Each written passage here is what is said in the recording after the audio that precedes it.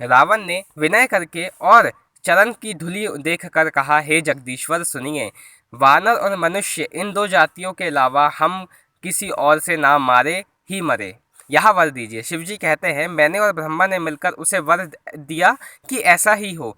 तुमने बहुत तप किया है। फिर ब्रह्मा जी कुंभकर्ण के पास गए। उसे देखकर उनके मन में बहुत आश्चर्य हुआ।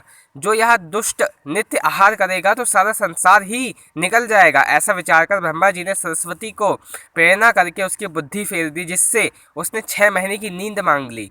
फिर ब्रह्मा जी विभीषण के पास गए और बोले, हे पुत्र वर मांगो। उसने भगवान के चरण कमलों में निर्मल, निष्काम और अनन्य प्रेम मांगा। उनको वर देकर ब्रह्मा जी चले गए और वे तीनों भाई हर्षित होकर अपने घर चले गए। मैं दानव की मंदोदरी नाम की कन्या परम सुंदरी और स्त्रियों में शिरोमणि थी।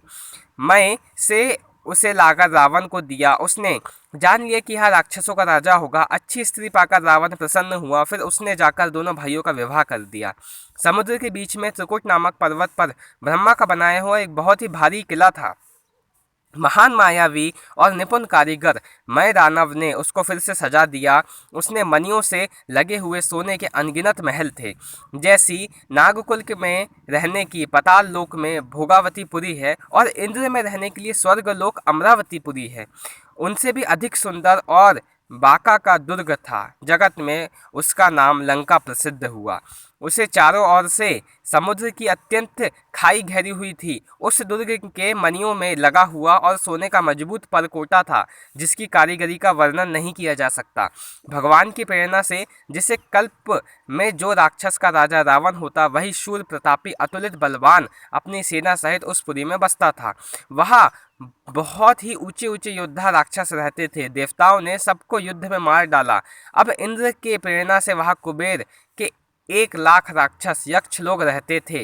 रावण को कहीं ऐसी खबर मिली, तब उसने सेना सजाकर किले को जा घेरा। उसने बहुत ही विकट योद्धा और उसकी अत्यंत सेना को देखकर यक्ष अपने प्राण लेकर भाग गया। तब रावण ने घूम फिरकर सारा नगर देखा। उसकी स्थान संबंधी चिंता मिट गई और उसे बहुत ही सुख हुआ। उस पुरी को स्वाभाविक ही सुंदर और बाहर वालों के लिए दुर्गम अनुमान करने रावण ने वहां अपनी राजधानी कायम की। योग्यता के अनुसार घरों को बांटकर रावण ने सब राक्षसों को सुखी किया। एक बार वहां कुबेर पर जाकर उससे युद्ध किया और उससे पुष्पक विमान को जीत ले आया।